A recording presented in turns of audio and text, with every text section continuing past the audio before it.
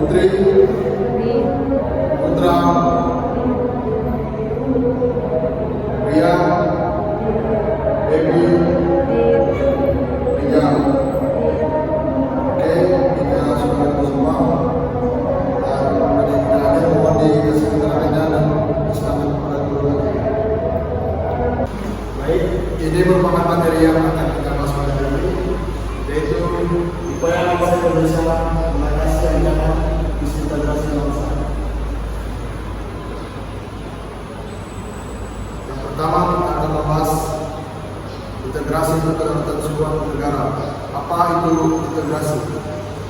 Dan faktor yang dapat mendorong turunnya integrasi serta faktor yang menghambat turunnya integrasi bangsa. Yang pertama, apa itu integrasi? Integrasi adalah pembaruan hingga menjadi kesatuan yang utuh dan bulat. Berdasarkan cakupan wilayah, muncul istilah integrasi nasional atau bangsa.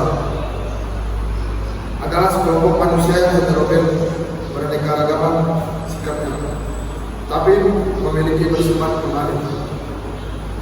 Dan yang kedua, faktor yang dapat mendorong terwujudnya integrasi,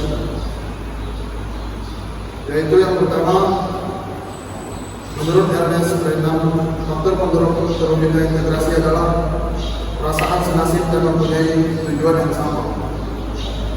Yang kedua, kekuasaan kolonialisme Belanda selama kurang lebih 350 tahun telah banyak memberikan andil bagi terbentuknya integrasi nasional.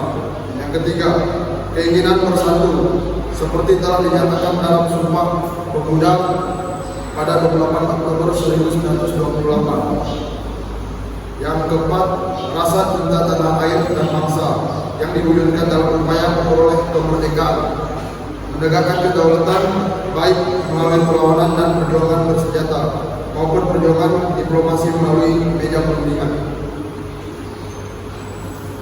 Dan yang ketiga, faktor yang menghambat terwujudnya integrasi bangsa yaitu masih adanya etnosentrisme, yaitu sikap atau pandangan yang berpangkal pada masyarakat dan kebudayaan sendiri. Biasanya disertai dengan sikap pandangan yang meremehkan masyarakat dan kebudayaan yang lainnya. Tidak melunasnya pembangunan ekonomi dan infrastruktur yang merata pada saat itu.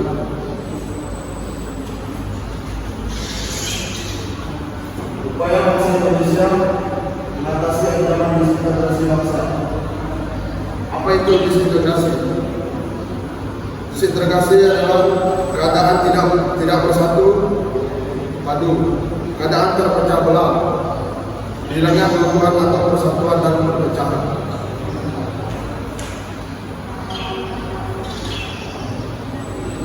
Masalah yang memicu pemberontakan yaitu keinginan untuk mendirikan negara sendiri yang lepas dari negara kesatuan Republik Indonesia, mempertahankan bentuk negara federal, keengganan APRIS di negara bagian bergabung dengan TNI dan menolak kebijakan pemerintahan kata untuk melakukan reorganisasi dan rasionalisasi dalam bentuk militer yang menekankan profesionalisme.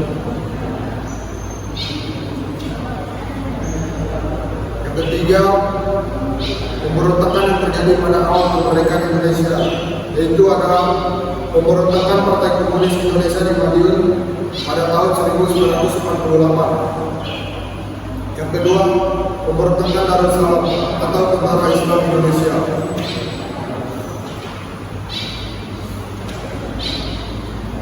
Dan pemberontakan Pakatan Perang Ratul Adil, serta pemberontakan Andi Aziz.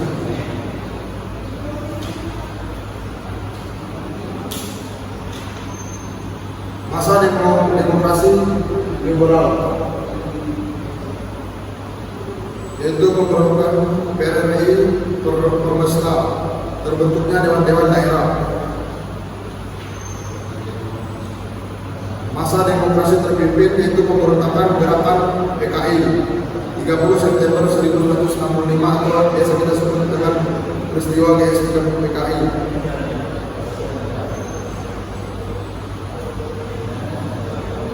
Dan terakhir yang dilakukan tokoh penting berjuang mempertahankan integrasi bangsa. Yang pertama ada Soekarno, yang kedua Abdul Muharis Nasution, Ahmad Yani, dan Sri Sultan Hamengkubuwono yang ke-9. Soekarno berawal dengan mendirikan Partai Nasional Indonesia (PNI) pada tahun 1927. Kiprahnya terjun ke dunia politik seakan tidak pernah berhenti hingga wafatnya pada tahun 1970. Muhammad Hatta. Hatta mempunyai sumbangan pemikiran penting bagi masyarakat Indonesia mengenai koperasi. Dasar-dasar pemikirannya kemudian dirumuskan dalam pasal 33 Undang-Undang 1945. Oleh karena itu, Hatta juga dikenal sebagai Bapak Koperasi. Hatta juga membentuk Perhimpunan Indonesia pada tahun 1922. Bung Hatta juga dikenal sebagai peletak dasar politik luar negeri Indonesia. Abdul Haris Nasution. Selama menjabat sebagai Panglima Komando Jawa, ia telah berhasil memadamkan pemberontakan PKI di Madiun pada tahun 1948 yang diakhiri kematian Bungso. Nasution juga berhasil memadamkan dan menyelesaikan gerakan PRRI atau Protesta yang berkembang di luar Jawa. Ahmad Yani. Ahmad Yani tak hanya berjuang melawan penjajah untuk meraih kemerdekaan. Ahmad Yani pun berperan dalam perjuangan mempertahankan integrasi bangsa. Ahmad Yani bersama pasukan Benteng Riders berperan dalam pelepasan DII di Jawa Tengah. Sri Sultan Hamengkubuwono.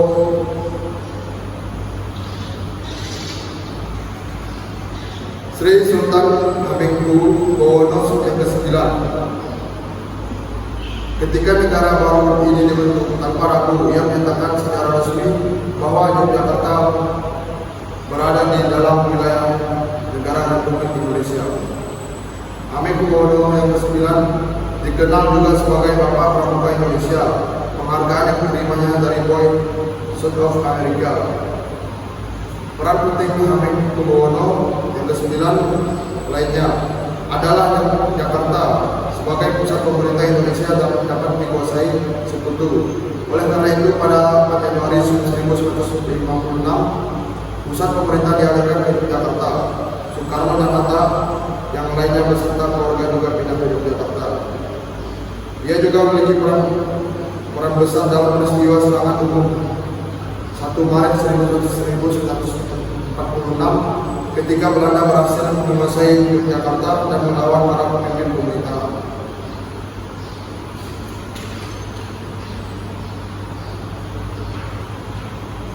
Baik, sekian dari materi yang saya sampaikan. Diharapkan untuk teman-teman untuk membagi kelompok terdiri 2-3 orang. Cukup sekian materi yang kita pelajari ini.